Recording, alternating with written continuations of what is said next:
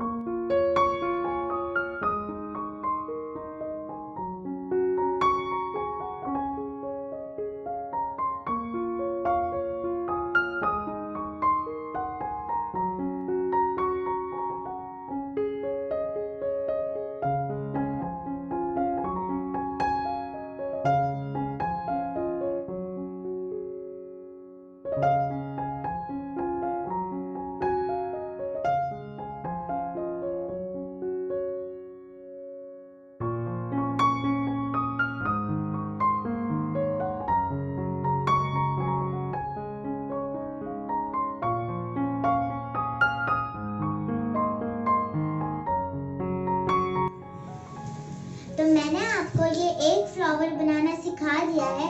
आपको इस तरह के 6 और फ्लावर बना लेने हैं।